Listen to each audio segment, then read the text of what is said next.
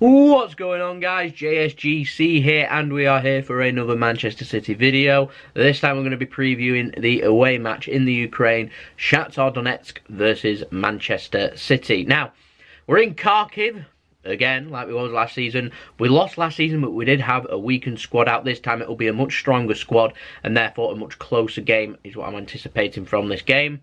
Now, Shakhtar, they need a win. They're needing to pick up points. Manchester City are needing to pick up points too in this game. So a win would really help out either side in their aim for qualification. I'm expecting goals in this game, and I'm expecting a close game, much like the Hoffenheim away match. Now, the thing with this group is that Lyon, Hoffenheim and Shakhtar Donetsk, they're all, in my opinion, on a same level, so it makes each game, particularly away from home, that little bit more difficult. And so there's no easy match here. There's no here's the whipping boys or anything like that. These are each match that needs to be treated with respect. We need to go in, turn up, play well, because if you don't, we'll end up with what we had against Lyon, where we end up losing. We end up with a match that we did against Hoffenheim, where we left it very late to try and win the game. We ended up going behind in that game too, so we've made hard work out of 2 games so far. I'm anticipating a 3rd game of hard work. Thing is, though, we win this game away from home. We've only got 1 more away game to go. We're moving on to 6 points, and we've got a couple of home games to come. So the thing starts to look brighter, in my opinion, from there. So there's a lot going on this game, so it's an interesting game for both Shakhtar's perspective and Manchester City's. Now, I've had a look at our opponent, Shakhtar Donetsk. Some decent players in there. Only a couple of players that I've heard of, though. Now, their captain, Tyson, is Brazilian. He's an excellent player. I think he's a midfielder. And we've also got former Manchester City player that might make an appearance in this called Olo. Right, I want to say his name right here. So it's Olorunwaju Coyote. Is that how you say his name? I hope that is how you say his name. But he may feature against us too. He used to play for Manchester City. He was sold by Manchester City in January to Shakhtar to improve relations between the clubs, in anticipation that Manchester City would pursue Fred, their central midfielder, who ended up moving to Manchester United instead, because Manchester City ended up pursuing Jorginho instead, and that never turned out that great. There we go. But you have a look at their squad. There's a fair few Ukrainian players, as you'd expect. I'm not clued up on Ukraine at all in terms of national players and that, but there's quite a few Ukrainian players in their team.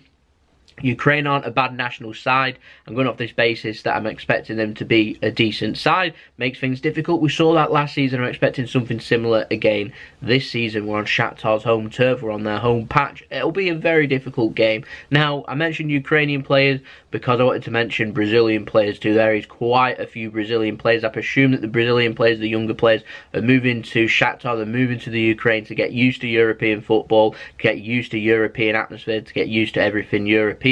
Now, it must be an easy transition for them, get used to the lifestyle and things like that. We've seen it with Fernandinho. He played for Shakhtar Donetsk before Manchester City ended up signing him, so I'm presuming it's like a little gateway to Western Europe for them, going via Ukraine. So there's a fair amount of decent players there. I'm expecting a lot of quality. I'm expecting a lot of skill also from them, so this is going to be a very difficult game indeed.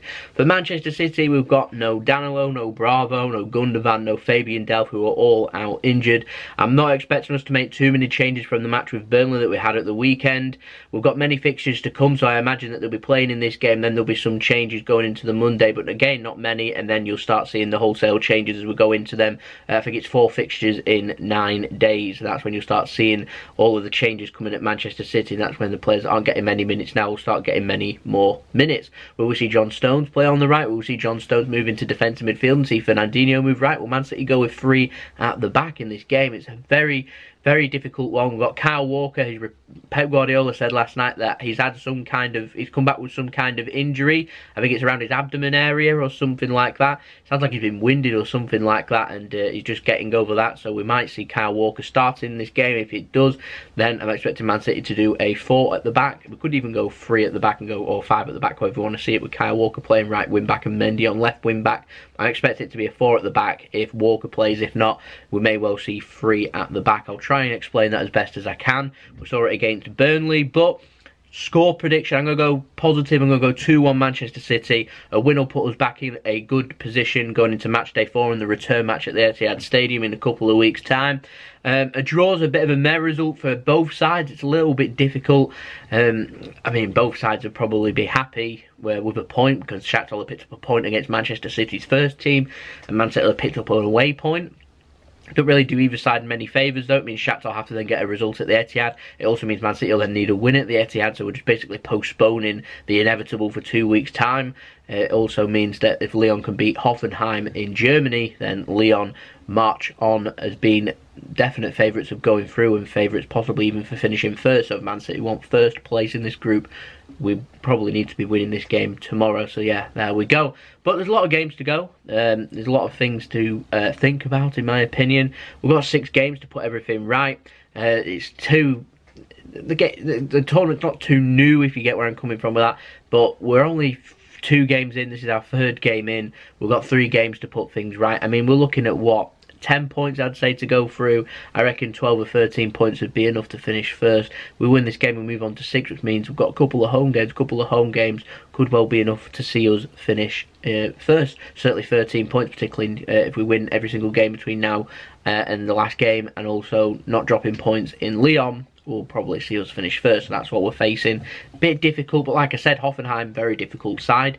So yeah, we'll make judgments, I think, after the game, and we'll see where we lie after 3 games. Then again after the 4th game with the match against Shakhtar. Now I'm going to talk you through my team prediction and the crazy Pep Guardiola thoughts. I've gone for Ederson in goal, pretty self-explanatory. Now I've gone for John Stones to occupy the right side of Manchester City's defence, Otamendi and Laporte also in the centre. It's going to be more like a 3, and you'll see Fernandinho then move out here, move forward, Mendy move here when Fernandinho moves, and then Mendy move forward and Fernandinho moves here, and John Stones will move that way. It's kind of what happens with Manchester City's defence, if you understand that.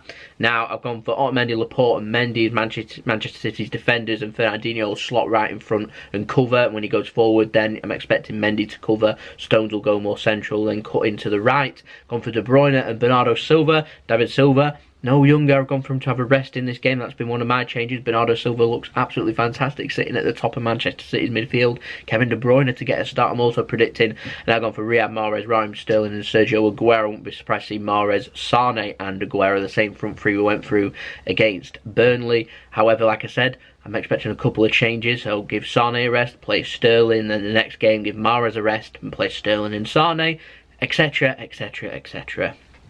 We will see Gabriel Jesus too. There we go, that's been my team prediction. So let me know in the comments below your team prediction and score prediction for this game. I'm hoping for a decent game. It's going to be a good atmosphere, I'm sure. We're in Kharkiv in the Ukraine again. Hopefully all that matters is coming away with 3 points. If we could come away with another 3 points on the road, it'd be absolutely superb. And it goes about making progress on that loss that we had in match day 1 against Lyon at home. So there we go, that's been the video. I hope you enjoyed the video. If you did enjoy the video, don't forget to leave a big thumbs up. Don't forget to subscribe. Put your push notifications on. We've sailed past 1,500 subscribers. So thank you to everyone that has subscribed. Hello to my new subscribers. But if anyone is watching, you're interested in Manchester City daily content and Manchester City videos, make sure that you subscribe. Put your push notifications on.